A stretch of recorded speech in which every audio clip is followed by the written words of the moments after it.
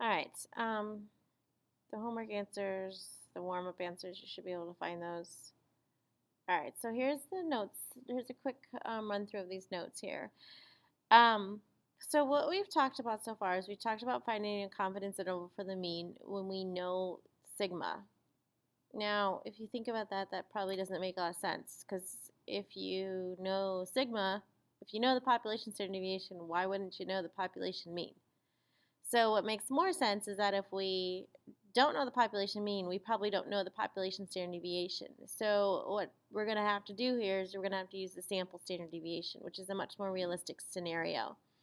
So when we use the sample standard deviation as opposed to the population standard deviation, we're using a new distribution. We're going to use this T distribution that was developed by William Gossett. He was a Guinness Brewer employee who needed to develop a distribution that could be used with small samples.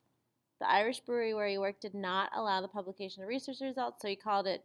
He published it under the pseudonym of students. Sometimes it's called the student T distribution. I'm just going to call it the T distribution.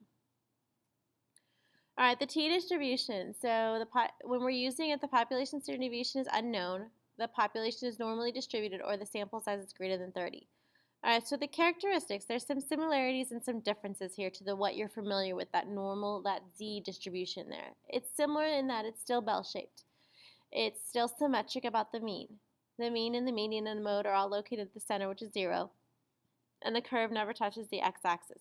It's different in that the standard deviation of the t distribution varies with the sample size, and it's always greater than 1. The distribution is different for different sample sizes, so there's a different shape there for different sample sizes.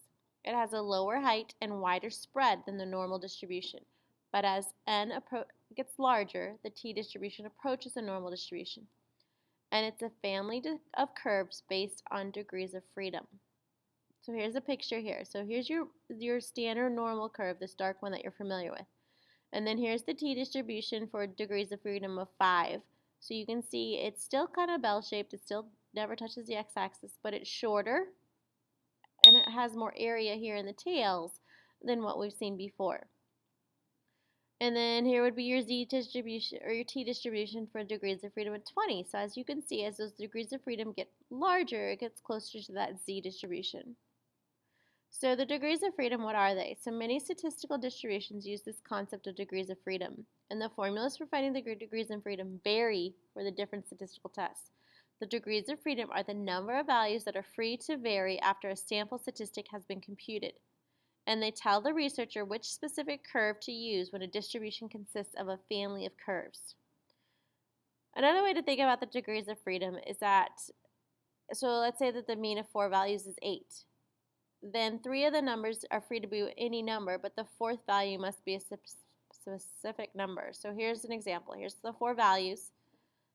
And I know that the average is supposed to be 8. So I can pick whatever numbers I want for the first 3. But once I pick those first 3, if I have to have an average 8, the last number has to be a certain value. So that's kind of what it means. But again, all you need to realize is that this distribution is going to be different based on the different degrees of freedom. And it's easy enough that the degrees of freedom are just the sample size minus 1. And again, those degrees of freedom are just going to tell us that we have a different shape. All right, here's your formula. So it's very similar to what we had before. So we have x bar plus or minus e. E is the margin of error still. But now you'll notice that this is different. So instead of z, we have t. And instead of sigma, we have s because we're using the sample standard deviation. We don't know the population standard deviation. And this is the critical value from the t distribution. Again, the degrees of freedom are n minus 1. And then ignore this little piece right here. When you write the confidence interval, you have the lower number, the mean still in the middle, and then the upper number. All right, how to find the critical values using the t distribution. All right, the idea here is the same. There is a chart, but we're just going to use the calculator. So again, if I was doing a 99% confidence interval, so I have 0.99 in the middle, 1 minus 0.99 is 0.01. 0.01 divided by 2 is 0.005. Now instead of using inverse norm, I'm using inverse t. And I can use inverse t 0.005.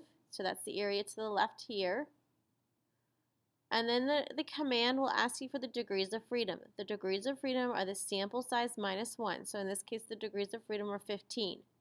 So you will get this side would be negative, And then here I could do inverse t, and I could use 0.995 as the area to the left. And here's the degrees of freedom, and then I'd get the positive one. But with the critical value, I'm just going to take the absolute value, and that's the answer right there. Likewise for the 95%, so I'd have 95% in the middle. 1 minus 0.95 is 0.05. 0.05 divided by 2 is 0.025, so that's what I have in each tail. The sample size is still 16, so the degrees of freedom are still 15. So I can do the area to the left of this line, or I can do the area to the left of this line, okay? And the absolute value, that would be the number. And I can do it again for 90%. Now, if you look at these three right here, I have the 16 here. So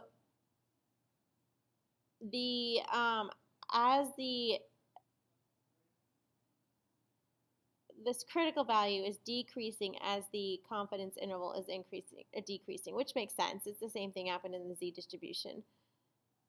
Another thing, though, these numbers are very different. So 99 for the z distribution would have been 2.576. 95 would have been 1.96. 90 would have been 1.645. So there's different here. Now here's a little example here. Look what happens here. So here's 95 and 95. This is a sample of 25. This is a sample of 50. So these are degrees of freedom 24. These are degrees of freedom of 49. So if you look here, so remember 95% is 1.96. So as that sample size gets bigger, we get closer and closer to what that 1.96 number is, okay? And then, again, the idea here is the same. The big thing is that you need to recognize, is the standard deviation coming from the population, or is the standard deviation coming from the sample? So if you look here, we have a crash test of 15 Honda Odyssey minivans, and they have the collision repair costs have a mean of this and a standard deviation of this. So there's the mean. Now that standard deviation is coming from the sample of 15. So there's the standard deviation, there's the square root of the sample size, and then that critical value, so it's 99%. So you have to do inverse t 0.005 or 0.995, comma the degrees of freedom. In this case, the degrees of freedom are 14. Round that to 3 decimal places, and then you can get your interval.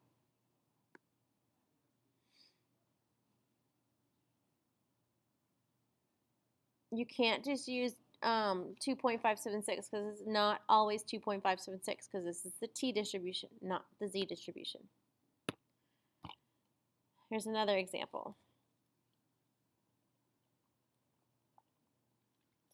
Again, this one, even though it's 95%, it's not 1.96. It's the t distribution, not the z distribution. All right, so of course you have a calculator. So you have this t interval in the calculator.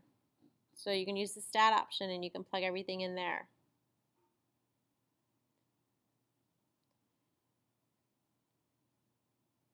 All right, to find the margin of error, so just a note here on this B, remember that you're doing x bar plus or minus the margin of error. So if 18.3 is the mean, so 18.3 plus some number gives me 18.9. So what did I have to add to 18.3 to get 18.9? I had to add 0.6, so that must be the margin of error. Another way to think about it is 18.3 minus the margin of error gives me the 17.6. So what do I have to subtract from 18.3 to get 17.7? I have to subtract 0.6. All right, we can also do the data option. So you can type everything in and you can use the data option. I will probably go through this with you next week or on Tuesday.